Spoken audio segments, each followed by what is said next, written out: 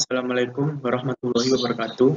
Saya Wahyu Priyanka Danandra, absen 37 dari A119 dengan NIM 1351910133. Di sini saya akan menjelaskan mengenai rancangan penelitian deskriptif.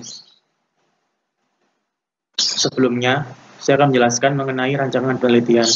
Rancangan penelitian itu sendiri adalah suatu rencana, struktur, dan strategi penelitian yang dimaksudkan guna menjawab permasalahan yang ada dengan mengupayakan optimalisasi yang berimbang antara validitas dalam dan validitas luar dengan melakukan pengendalian varians.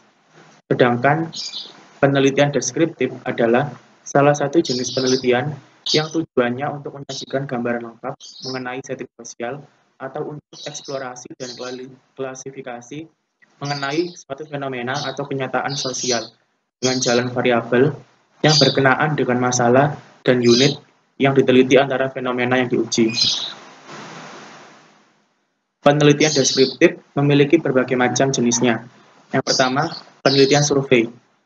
Penelitian survei merupakan metode penelitian deskriptif yang dilakukan terhadap sekumpulan objek yang lazimnya cukup banyak dalam periode waktu tertentu, bertujuan untuk menilai suatu kondisi atau penyelenggaraan suatu program kesehatan. Misalnya, program obat generik. Pada saat ini, dan hasilnya digunakan sebagai dasar penyusunan perencanaan perbaikan program tersebut. Dengan demikian, survei tidak semata-mata hanya untuk membuat deskripsi mengenai suatu keadaan, melainkan juga untuk menilai hubungan suatu variabel dengan variabel lainnya yang dipelajari. Dalam penelitian kesehatan, metode penelitian survei dapat dikategorikan sebagai berikut. Yang pertama, survei rumah tangga adalah suatu penelitian survei deskriptif yang ditujukan kepada rumah tangga.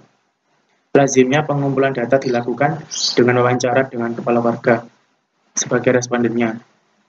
Kedua, survei morbiditas atau morbidity survei adalah survei deskriptif yang bertujuan untuk mengetahui kejadian dan penyebaran penyakit di dalam populasi masyarakat.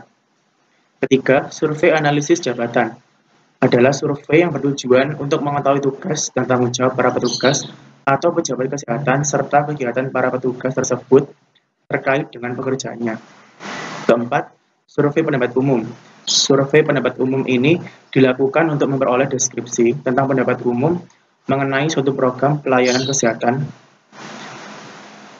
termasuk obat generik yang sedang berlangsung, serta mengenai seluruh masyarakat.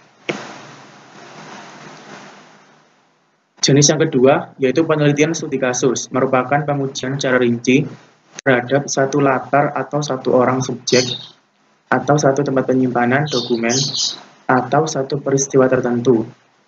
Pendekatan studi kasus sebagai suatu pendekatan dengan memusatkan perhatian pada suatu kasus secara intensif dan rinci.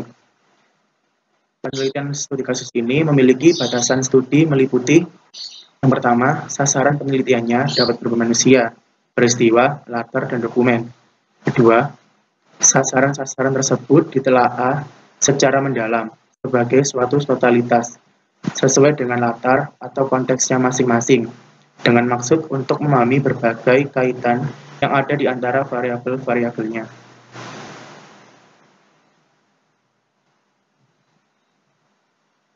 Yang ketiga yaitu studi perbandingan atau comparative study, merupakan metode penelitian deskriptif yang dilakukan dengan membandingkan persamaan dan perbedaan sebagai fenomena untuk mencari faktor apa saja atau situasi seperti apa yang menimbulkan suatu peristiwa tertentu.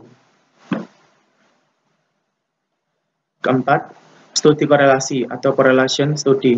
Studi korelasi kerap disebut sebagai studi korelasi populasi, adalah suatu metode penelitian dengan populasi sebagai unit analisis yang bertujuan mendeskripsikan hubungan korelatif antara variabel terikat atau masalah gizi dan kesehatan dan faktor-faktor yang diduga sebagai determinan. Faktor-faktor determinan misalnya umur, penggunaan fasilitas pelayanan, kesehatan, konsumsi jenis makanan, obat-obatan, alkohol, dan rokok. Dalam studi korelasi, apapun baik individu maupun populasi, prinsipnya adalah dua variabel bebas dan variabel terikat diukur pada tiap-tiap unit pengamatan. Kemudian sejumlah N pasangan atau variabel bebas dan variabel terikat dipertemukan untuk mencari hubungannya. Yang terakhir, nomor 5, penelitian evaluasi. Metode penelitian evaluasi digunakan untuk menilai satu program gizi dan kesehatan yang sedang berjalan atau sudah dilakukan. Contohnya, penelitian evaluasi tentang perkembangan pelayanan puskesmas, penelitian tentang program pemberian makanan tambahan pada balita, dan penelitian evaluasi tentang penanggulangan penyakit degeneratif. Sekian penelitian deskriptif yang dapat saya sampaikan. Kurang lebihnya mohon maaf. Wassalamualaikum warahmatullahi wabarakatuh. Terima kasih.